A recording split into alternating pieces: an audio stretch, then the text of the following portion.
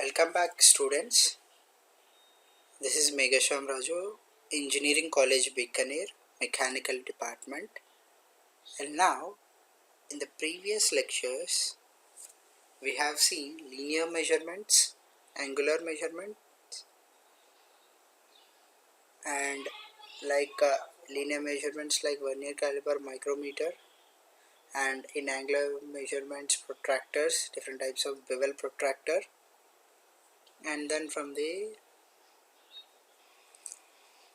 in the previous lecture, we have seen comparators. What are the different types of the comparators? Electrical, electronic, mechanical, pneumatics. And I hope you have uh, done your midterm well. And after the midterm, now we are going with an introduction to surface measurement. Why we need this surface measurement? Why we are going with the metrology of the surface? What is the importance of this? As we go to the lecture. Generally, a surface metrology is related with two points on the same surface and how much the deviation is happening between these 2 points. We will be measuring that deviation. As this surface texture is very important not only in mechanical field like in other fields where we need ergonomics, aesthetics. Aesthetics is nothing but an good lookings. For example, if your surface is having too much of roughness, it doesn't look very good. So the surface should be smoother. Like in cosmetics, we'll be using in many other fields, this surface texture should be smooth. But coming to our mechanical or in manufacturing items, we will be subjecting to the stress, move in relation to another, have closer fit joint, joining them. Surface roughness or surface texture depends on large extent on type of the manufacturing operation. Obviously, how you are manufacturing, if you are manufacturing are within the smoother surface texture, then your product will be looking good or your product will not be good. For example, if you are going with an casting, forging or rolling operation, here you nowhere will be getting a smoother surface texture over the job or the workpiece, because obviously you will be getting an output as a rough surface. Generally, in many cases, the surface that need to contact each other for some functional requirement have to be machined, possibly in an grinding. For example, if you are having some finished product and that finished product which is coming from some casting, generally for casting, forging will be using for the strengthening the material. Now for aesthetics you need to do some grinding, or if it is for the safety purpose you need to do the grinding. Fine. We would like to make our product operate better.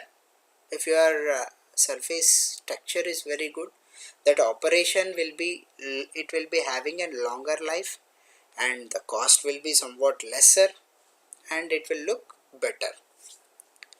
In order to achieve this, we need to examine the surface of the parts or components more closely at the microscopic level. Whatever you are doing in this surface metrology will be in a microscopic level.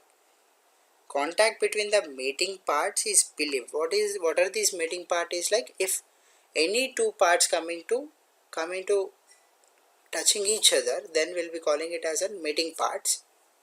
When that parts are forced against each other, they deform either elastically or plastically. We know that.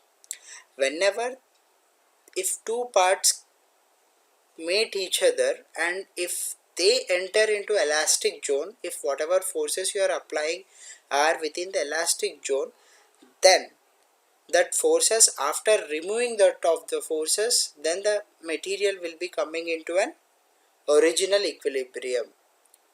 When if your force you are applying makes that material enter into an plastic zone, then after removing of your forces, then the deformation whatever happened to that surface will never return to the equilibrium or the original form.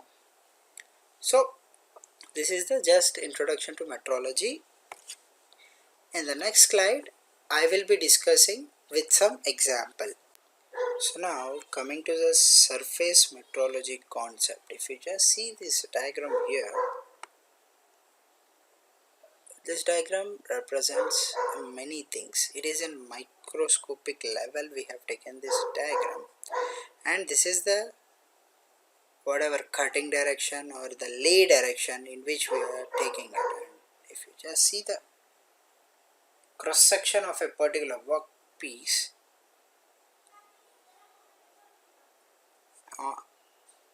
and this topology of the surface, we can notice so many irregularities are superimposed on a widely spaced component of the surface texture called waviness.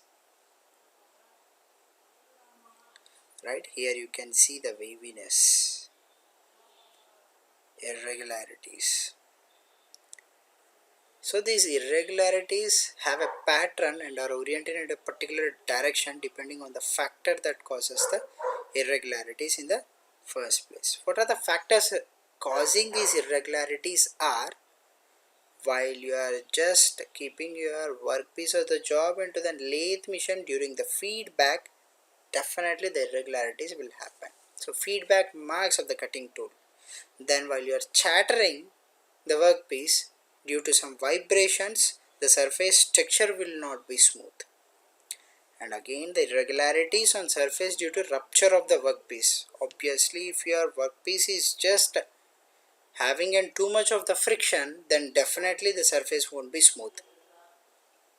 While for example the metal cutting operation, then if it is a deformation of the workpiece due to an forces acting over the job, then definitely the surface will not be smooth. So irregularities in the machine tool itself, like lack of straightness of the guideways. So obviously it is a matter that always your surface won't be smooth. How much perfectly you are dealing with an lathe machine, milling machine, upright drilling machine, whatever. So your surface finishing will not be smooth. So imperfection definitely will be there. So these imperfection on surface are in the form of the hills and valleys varying in both height and spacing. In order to distinguish one surface from another, we need to quantify surface roughness. So we need to quantify in the sense we need to measure this surface roughness. So what are the parameters to quantify or to measure the surface roughness? The parameters are height and spacing of surface irregularities are the parameters. Like for example, a surface machine by a single point cutting tool will have a roughness, and that roughness will be uniform and in one directional. In the same, if the same cutting tool is used in a finishing machine, the roughness is irregular and non-directional. So in general, the roughness based upon the hills and valleys on a surface, if they are closely packed, the wavelength of the waviness is small and the surface appears rough.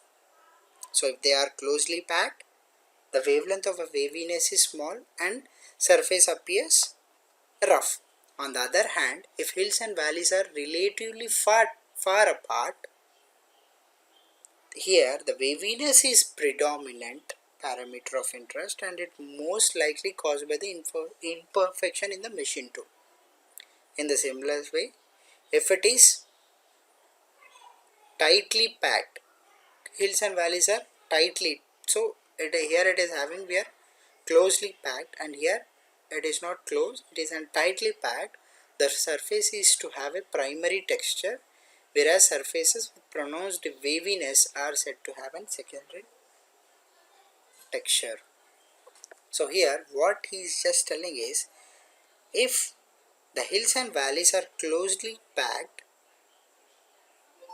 the surface is said to have a primary texture. In the sense, the roughness whatever appears, it will be an aesthetic. In the sense, the roughness will be appearing good and little bit of, and it is like an somewhat smoother it will be appear. That's what the last point you just want to explain.